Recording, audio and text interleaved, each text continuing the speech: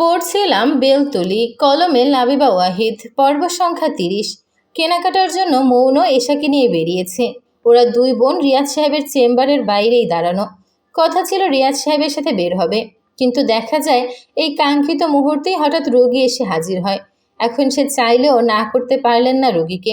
সামনে টাকা পয়সা ভালোই খরচ হবে, তাই রোগী চাইলেও হাতছাড়া করা যায় না। অজ্ঞতা তিনি মেয়েদের কিছুক্ষণ অপেক্ষা করতে বললেন, কিন্তু ঈশা এদিকে চরম অধৈর্য। সে এই রোদের মধ্যে দাঁড়িয়ে থাকতে পারবে না, তাকে ঠান্ডা জুস খাওয়াতে হবে পাইপওয়ালা। বোনকে শান্ত করতে কাছাকাছি এক দোকান থেকে এশাকে জুস কিনে দিতেই চেম্বারের সামনে এক রিক্সা থেকে থামলো। এশা নিবিড়কে দেখে নিবিড় ভাই বলে চেঁচিয়ে উঠল। নিবিড় ওদের দেখে এগিয়ে এলো। এই প্রথম নিবিড় আর মৌন সামনাসামনি। অন্তত নিবিড় আসার পর থেকে মৌন এতদিন পর নিবিড়কে এত কাছ থেকে দেখে শব্দ খুঁজে পেল না। কিভাবে কথা শুরু করবে সেটাও ভুলে গেল। নিবিড় এক পলক মৌনের দিকে তাকিয়ে বলল, আঙ্কেল কল করে বলল তোদের শপিংয়ে নিয়ে যেতে, আমার সাথে চল। মৌন নিঃশ্বাস আটকে গেল গলায়। নিবিড়ের সাথে সে শপিং করতে যাবে? এই অনাকাঙ্ক্ষিত খবরে সে অবাক হওয়ার সুযোগ পেল না। কোনো রকমে বলল, আমি বাবার থেকে টাকা নিয়ে আসছি। নিবিড় শুধু ইতিবাচক মাথা নাড়ল। মৌন যেতে যেতে শুনল পেছনে এসা জুস খেতে খেতে নিবিড়কে বলছে, ভাইয়া তোমার সেক্রেটারি কামরুল কোথায়? নিবিড় ভ্রু কুচকে বলল, সেক্রেটারি?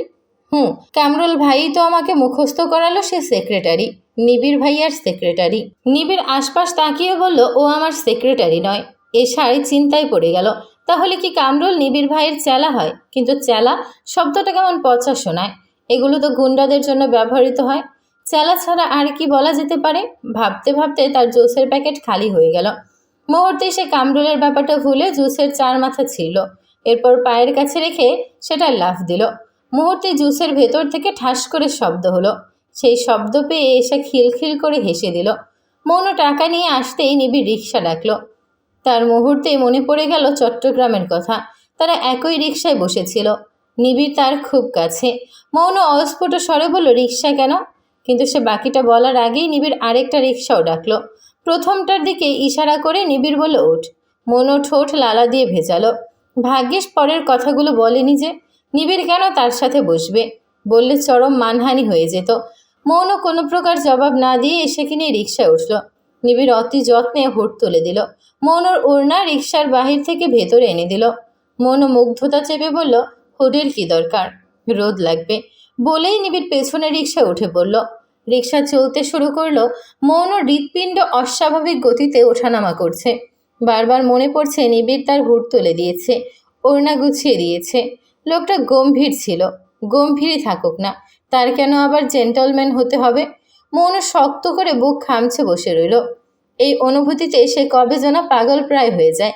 এসে তখন চারিপাশ দেখতে ব্যস্ত, তার আপার দিকে একদমই ধ্যান নেই। পরপর হুডের ফাঁকা দিয়ে মনও নিবিড় কয়েকবার করে দেখে নেয়। নিবিড় মেরুদণ্ড শক্ত করে এক রিক্সায় বসা। তার যা উচ্চতা, এতে রিক্সার হুড তুললেও বেশ ভোগান্তিতে পড়বে, মাথা হাঁটবে না। তা ভেবে মৌন মুচকি হাসল। কত ধরনের খেয়াল যে আসে তার মাথায়। মৌন পথে জাবিরকেও দেখল, কিন্তু সে অন্য কাজে ব্যস্ত। রাস্তার দিকে বা মৌনর দিকে খেয়াল করেনি। মৌন স্বস্তির নিঃশ্বাস ফেলে। আজকাল জাবির আবারও তার থেকে দূরে দূরে থাকা শুরু করেছে। কারণটা সম্ভবত নিবিড়। মৌন খেয়াল করেছে যখনই নিবিড় বেলতলিতে থাকে, জাবির কোনো অকাজ করতে পারে না। মৌনর ধারের কাছে তো একদমই ঘেঁষে না। এলাকার বাইরে হলে উত্ত্যক্ত করে, আর নয়তো না। সে আবারও হুডের পেছন দিয়ে নিবিড়কে দেখল। বেশ ভাবসাব নিয়ে এখনো সেভাবেই বসা, আশপাশ ভালো করে নজর রাখছে। মৌন হাসল। মানুষটা নিজেও হয়তো জানে না শুধুমাত্র তার উপস্থিতি দিয়ে সে কিভাবে মৌনকে সুরক্ষা দিচ্ছে। মানুষটার কাছে সে কতটা সুরক্ষিত সেটাই ভেবে যাচ্ছে। নিবিড় আজীবনের জন্য তার সুরক্ষা কবচ হলে কি মন্দ হতো? মলে পৌঁছাতেই লিস্ট অনুযায়ী মৌন বেশ শপিং করলো। এর মাঝে রিমঝিম কল করে জানালো দ্রুত বাড়ি ফিরতে, মেহমান এসেছে। নিবিড় তা শুনে চিন্তিত হয়ে বলল, তুই না বলেছিলে পুরান ঢাকার কাচ্চি খেতে যাবি? মৌনকে চরম হতাশ দেখালো।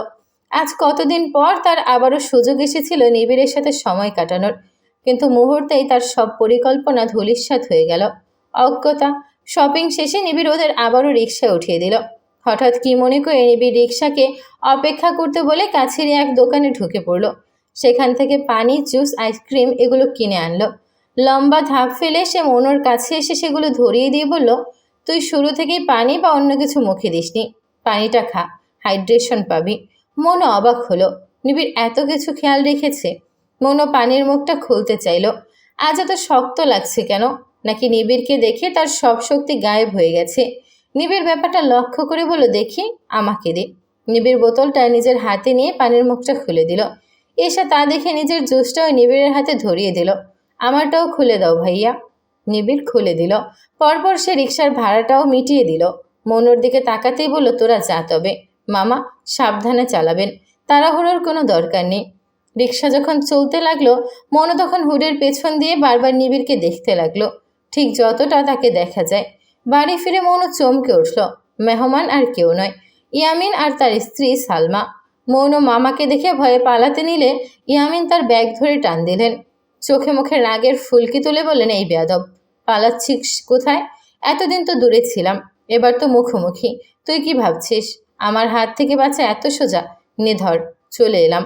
এবার কই যাবি যা। মনু আমতা আমতা করে বলল, বাইরে থেকে এসেছি মামা, একটু রুমে গিয়ে ফ্রেশ হতেই তো যাচ্ছিলাম। ইয়ামিন দাঁতে দাঁত চেপে বলল, বাহানা দিচ্ছিস? কোনো বাহানা চলবে না। তুই এক্ষুনি আমার সামনে এসে আমার সব প্রশ্নের জবাব দিবি, নয়তো রোদে দাঁড় করিয়ে তোর মুখ পাতিলের মতো কালো করে দেব। তাই করে দাও মামা, অনেক উপকার হতো।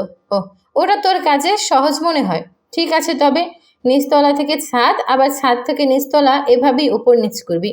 এই পর্যায়ে মৌনকে করুণ দেখালো।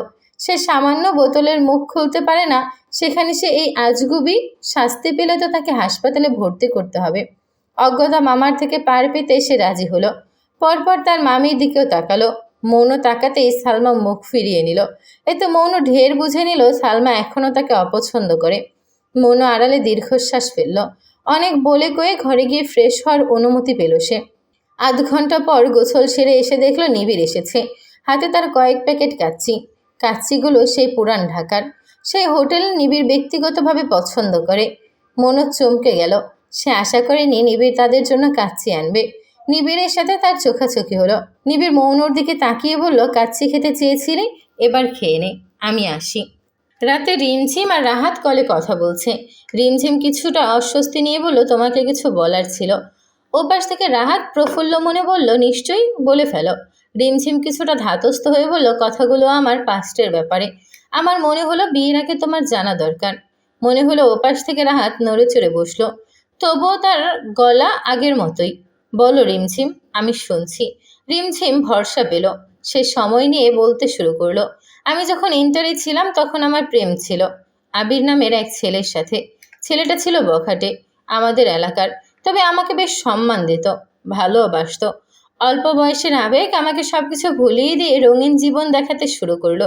ওর সাথে আমার লুকোচুরি প্রেম, কলেজ থেকে লুকিয়ে ঘুরতে যাওয়া, ঝালমুড়ি খাওয়া সবই হয়েছিল। কিন্তু একদিন হঠাৎ বাবার কাছে আমার বিয়ের প্রস্তাব এলো। প্রায় আসতো, তবে সেবার মনে হয়েছিল বাবা রাজি হয়ে যাবেন। আমি ভয় পেয়ে গেলাম। আবিরকে জানালাম। আবির 2-1 দিন ভেবে আমাকে বলল যেন পালিয়ে আসি। রিমঝিম থেমে দীর্ঘশ্বাস ফেলল, যেন গলা শুকিয়ে কাটকাট। ওপাশ থেকে নীরবতা। সে আবারও শুকনো গলা নিয়েই বলতে শুরু করলো, আমি আরও ভয় পেয়ে যাই। পালিয়ে যাওয়াটা আরও বড় সাংঘাতিক বিষয়। পালাবেও কেন? আবির কি পারে না তার বাবার কাছে বিয়ের প্রস্তাব দিতে? কিন্তু আবির আমাকে বোঝালো, বাবা কখনোই আমাদের সম্পর্ক মানবে না, উল্টো আমাকে জোর করে ধরে কোনো এক বড়লোক পরিবারে বিয়ে দিয়ে দেবে। ওর ব্রেন ওয়াশ আমাকে ভালোই প্রভাবিত করলো। আমি ওর কথা মতো দিক বিদিক না তাকিয়ে কিছু জামা কাপড় আর স্বর্ণ নিয়ে বেরিয়ে গেলাম। পালিয়ে গেলাম মধ্যরাতে। কিন্তু সেদিন যেই আবিরকে আমি চিনতাম, সেটা সেই আবির ছিল না। সে সম্পূর্ণ অজানা এক মানুষ। আমরা যেদিন পালিয়ে বাসের জন্য অপেক্ষা করছিলাম, আবির আমাকে ভুলিয়ে ভালিয়ে একটা নিরিবিলি গলিতে নিয়ে যায়। আমার অজান্তেই সে আমার কাছাকাছি আসে। তাকে আমি বোঝানোর চেষ্টা করি যে আমাদের বিয়ে হয়নি।